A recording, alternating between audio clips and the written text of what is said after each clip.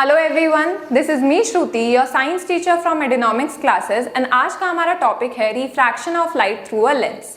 पिछले कुछ क्लासेस में हमने ये सीखा था कि लाइट प्लेन सरफेसेस से कैसे रिफ्रैक्ट करती है। आज हम ये सीखेंगे कि लाइट लेंस से कैसे रिफ्रैक्ट करती है। ये क्लास 10 के लिए बहुत ही इंपॉर्टेंट टॉपिक होने वाला है, तो चलिए बिना किसी देरी के शुरू करते हैं। सबसे पहले हमें ये जानना होगा कि लेंस होता क्या है। It is a transparent refracting medium bounded by either two spherical surfaces or one surface spherical and the other surface plane। तो ट्रांसपेरेंट का मतलब ये होता है कि आप लेंस के आर पार देख सकते हो, एंड रिफ्रैक्टिंग यानी कि वो लाइट को रिफ्रैक्ट करता है, बेंड करता है। मीडियम का मतलब मैंने आपको बहुत पहले ही समझाया था कि ऐसे कोई भी मटेरियल जो अपने थ्रू वेव्स को ट्रांसफर होने देता है उसे हम मीडियम कहते हैं। Example air, water, glass. तो लेंस क्या है? एक ट्रांसपेरेंट रिफ्रैक्टिंग मीडियम है जो या तो जिसके दो स्फेरिकल सरफेस होते हैं, ऐसे भी हो सकते हैं एंड ऐसे भी हो सकते हैं,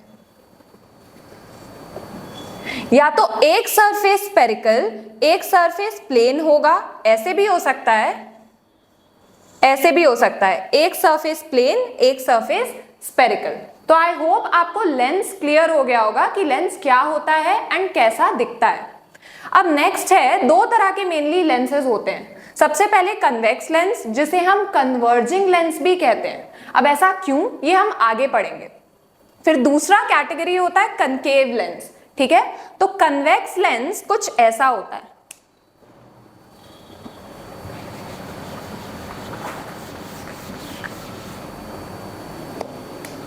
कन्वेक्स लेंस कुछ ऐसा होता है, ठीक है। Thick in the middle and thin at the periphery, ये रीजन है पेरिफेरी। तो कन्वेक्स लेंस मिडिल में मोटा होता है, थिक होता है, एंड पेरिफेरी में ये जाके पतला हो जाता है। ठीक है, तीन तरह के कन्वेक्स लेंसेज होते हैं, biconvex, plano convex and concavo convex. Biconvex यानी कि जिसके दोनों साइड कन्वेक्स होते हैं, ठीक है। प्लेनो कन्वेक्स यानी कि जिसका एक साइड प्लेन होता है, एक साइड कन्वेक्स होता है, एंड कनकेवो कन्वेक्स यानी कि जिसका एक साइड कन्वेक्स होता है, दूसरा साइड कनकेव होता है। Now what is concave? Concave ऐसा होगा, ठीक है, ये कुछ ऐसा सा लेंस होगा कि एक साइड कनकेव, दूसरा साइड कन्वेक्स, बाहर की तरफ निकला हुआ और एक साइड अंदर की तरफ। ठीक है, अब नेक्स्ट है concave lens, thick at the periphery and thin in the middle. तो ये कुछ ऐसा दिखेगा,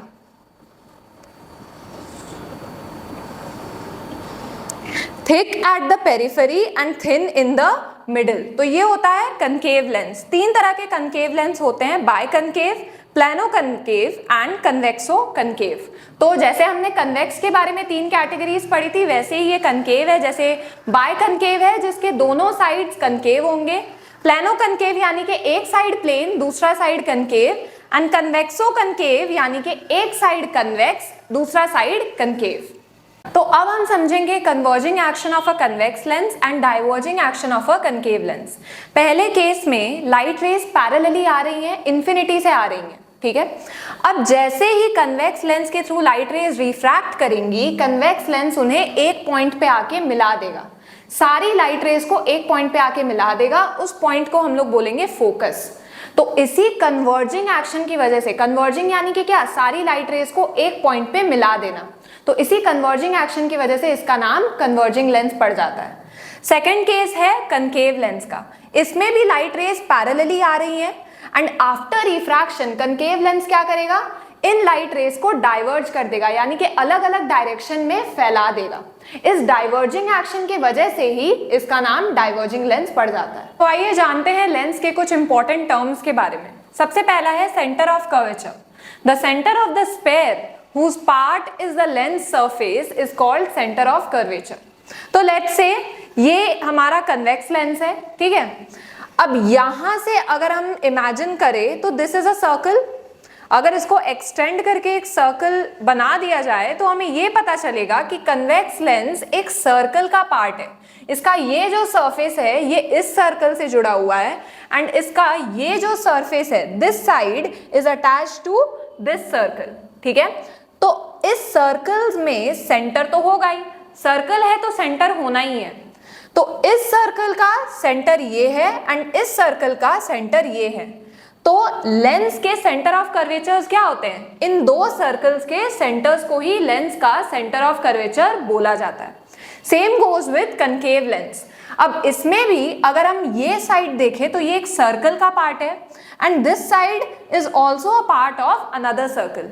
सर्कल के अपने अपने सेंटर्स होंगे, वही इस लेंस के सेंटर ऑफ कर्वेचर्स कहलाएंगे। अब हम जानते हैं रेडियस ऑफ कर्वेचर के बारे में।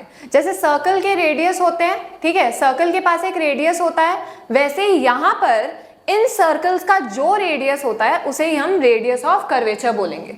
तो इस केस में हमारे पास रेडियस क्या है? सेंटर से लेके यहाँ तक, this will be the radius of curvature.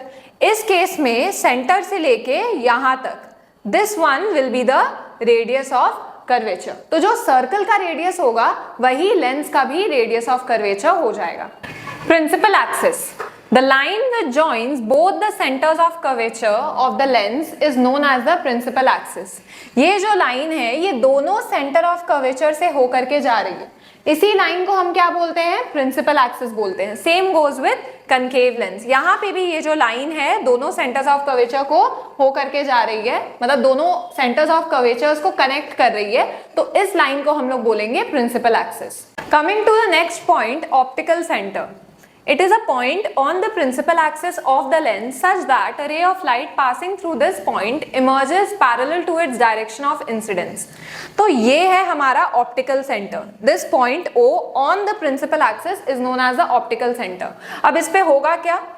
अब कोई ray of light अगर इस पे इंसिडेंट कर रही है, ठीक है, रे ऑफ लाइट इस पे इंसिडेंट कर रही है, तो ये बिना डायरेक्शन चेंज किए सेम पाथ से चली जाएगी। Don't forget the arrows, arrows बहुत इंपॉर्टेंट है। अगर कोई ray of light optical centre से होकर के जा रही है तो उसके डायरेक्शन में कोई भी बदलाव नहीं आएगा, तो उससे हम समझ सकते हैं कि वो पर्टिकुलर पॉइंट को हम ऑप्टिकल सेंटर बोलते हैं। It will be on the principal axis. तो अब हम डिस्कस करेंगे फर्स्ट फोकल पॉइंट के बारे में। ये convex lens and concave lens के लिए अलग अलग होता है, ठीक है। तो सबसे पहले आते हैं कन्वेक्स लेंस पे। It is a point on the principal axis of the lens. यहाँ पे पीए मैंने शॉर्ट फॉर्म में लिखा है, आप लोग मत लिख के आना। Principal axis of the lens such that the rays of light coming from it after refraction through the lens become parallel to the principal axis of the lens। तो मान लीजिए इस पॉइंट से रेज ऑफ लाइट आ रही हैं, ठीक है। इस पॉइंट से जब रेज ऑफ लाइट आएंगी तो ये कन्वेक्स लेंस से रिफ्रैक्ट होके ये रेज जो हैं वो प्रिंसिपल एक्सिस से पैरेलल हो जाएंगी। मतलब लाइट रेज इस पॉइंट से आ रही हैं, बट आफ्टर रिफ्रैक्शन इनका डायरेक्शन चेंज हो जाएगा and they will become parallel to the principal axis. तब हम उस पॉइंट को बोलेंगे first focal point of the convex lens. Coming to concave lens, अब इस केस में क्या होता है ध्यान से समझिएगा। कनकेव लेंस का रियल फोकस नहीं होता है, उसका हमेशा वर्चुअल फोकस होता है। इसका मतलब क्या है? कनकेव लेंस कभी भी रेज को मीट नहीं करवाता है, वो हमेशा डाइवर्ज करता है, जिसकी वजह से रेज मीट ही नहीं कर पाते हैं और एक रियल फोकस फॉर्म नहीं हो पाता है, ठीक है। इसी की वजह से कनकेव लेंस का क्या होता है? Virtual focus. अब coming to this point, rays of light ऐसे डायरेक्शन से आ रही हैं, उन्हें देख करके लग रहा है कि ये आगे जाकर कहां पे मिलेंगी? इस फोकस पे मिलेंगी, इस पॉइंट पे मिलेंगी, पर ऐसा होता नहीं है। ये लगता तो है कि ये इस पॉइंट पे मिलेंगी, पर ये आफ्टर रिफ्रैक्शन जैसे ये कनकेव लेंस से रिफ्रैक्ट होती हैं, ये क्या प्रिंसिपल एक्सिस के पैरेलल हो जाती हैं, तो ये एक्चुअल में कभी भी मीट नहीं करती है। बट अगर हम लोग अज्यूम करें कि ये रेज ऑफ लाइट ऐसे बैकवर्ड एक्सटेंड होके यहाँ पे मीट हो रही है, तो हमें क्या मिल जाएगा? First focal point of the concave lens.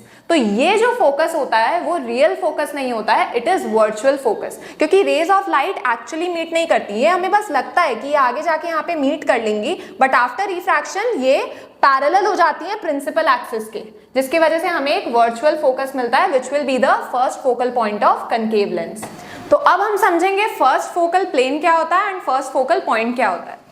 तो a plane passing through the first focal point and the normal to the principal axis of the lens is called the first focal plane। तो अब इसे ऐसे समझते हैं, this is the first focus, ठीक है, ये फर्स्ट फोकल पॉइंट है। तो ये जो लाइन है, ये जो प्लेन है, ठीक है, यहाँ पे इमेज फॉर्म होगी, मतलब जितनी भी लाइट रेज हैं जो यहाँ पे कन्वर्ज हो रही हैं वो किसी प्लेन में आके टकरा रही हैं।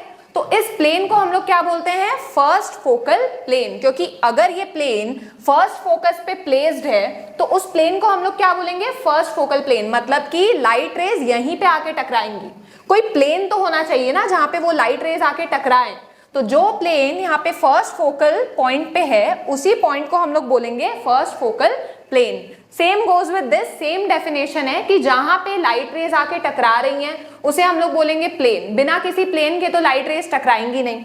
तो जो प्लेन हमें यहाँ पे फर्स्ट फोकल पॉइंट पे मिलेगा उसे हम क्या बोलेंगे, फर्स्ट फोकल प्लेन।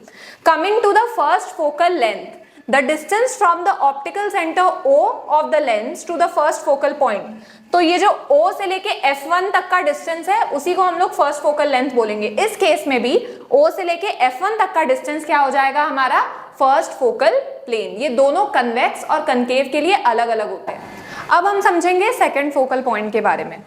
तो अब मान लीजिए रेज ऑफ लाइट पैरेलली आ रही हैं प्रिंसिपल एक्सिस से, आफ्टर रिफ्रैक्शन ये एक पॉइंट पे आके मीट हो जाएंगी एंड इसी पॉइंट को हम लोग क्या बोलेंगे, second focal point of the convex lens.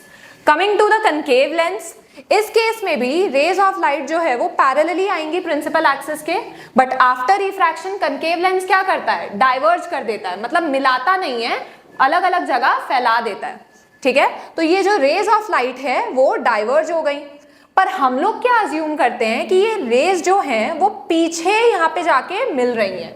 तो ये जो रेज है जब ये पीछे आकर के मिलेंगी, इस पॉइंट को हम लोग क्या बोलेंगे, second focal point of the concave lens. तो ये कोई रियल फोकल पॉइंट नहीं है, ये क्या है, वर्चुअल फोकस है, क्योंकि रेज एक्चुअली मीट नहीं कर रही किसी पॉइंट पे। हम लोग अज्यूम कर रहे हैं कि ये जो रेज डाइवर्ज हुई हैं वो पीछे जा करके एक पॉइंट पे आके मिल जाएगी और वही हमारा F2 होगा, यानी कि सेकंड फोकल पॉइंट। अब जैसे फर्स्ट फोकल पॉइंट के साथ first focal plane and first focal length के बारे में हमने पढ़ा था, वैसे ही सेकंड फोकल पॉइंट के साथ भी सेकंड फोकल प्लेन है एंड सेकंड फोकल लेंथ है। तो what is second focal plane, again second focus पे, ठीक है, this is our second focus in case of convex lens.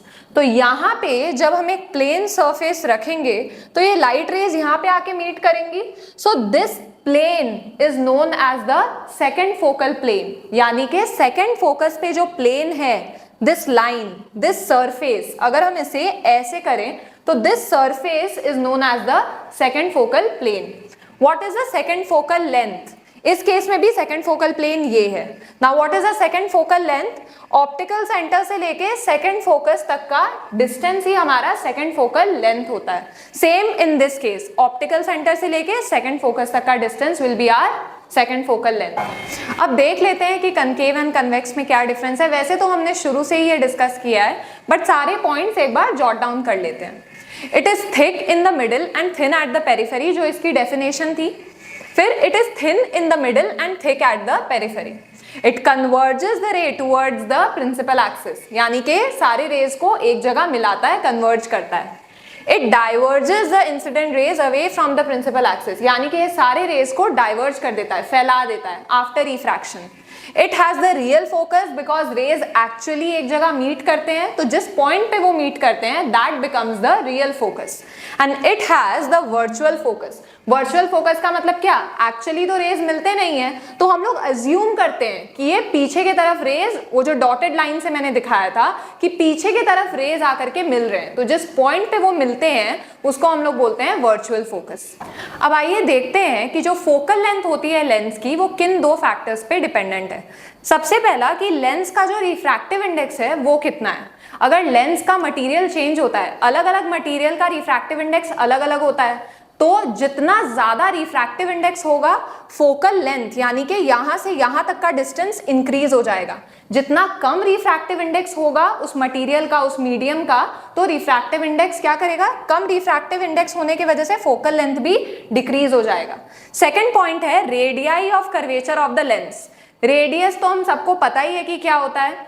तो जो थिक लेंस होता है, ठीक है, जो थिक लेंस होता है उसका जो फोकल लेंथ है वो बहुत ही कम होता है, यानी कि ये थिक लेंस है तो ये जो रेज है वो ज्यादा बेंड हो जाती हैं, जिसकी वजह से वो पहले ही आके मीट कर जाती है। उसी पॉइंट को हम लोग फोकस बोल देते हैं। तो यहां से यहां तक का डिस्टेंस फोकल लेंथ हो गया, जो कि थिक लेंस का कम होता है as compare to a thin lens. Thin lens क्या करता है, ज्यादा बेंड नहीं करता, जिसकी वजह से ये जो रेज है वो दूर जा करके मिलती हैं एंड उसी के वजह से ये जो फोकल लेंथ है वो थिन लेंस का ज्यादा होता है। अब वीडियो कंक्लूड होने से पहले 2 पॉइंट्स आपको ध्यान में रखना है। पहला, अगर मान लीजिए लेंस को हमने किसी क्लॉथ से कवर कर दिया तो उसके इमेज पे, उसके फोकल पॉइंट पे कोई असर नहीं पड़ेगा, वो एज इट इज सेम रहेगा। बस फर्क उसके ब्राइटनेस पे पड़ेगा, जो इमेज फॉर्म होगी वो थोड़ी कम ब्राइट होगी। अब सेकंड पॉइंट ये है कि आगे यूनिट में जब हम लोग रे डायग्राम्स बनाएंगे तो हम लोग हमेशा सेकंड फोकस को कंसिडर करेंगे इन द रे डायग्राम्स। तो इसी के साथ ये वीडियो खत्म होता है। अगर आपके कोई भी डाउट्स है तो आप कमेंट सेक्शन में लिख के हमें बता सकते हैं। Till then bye.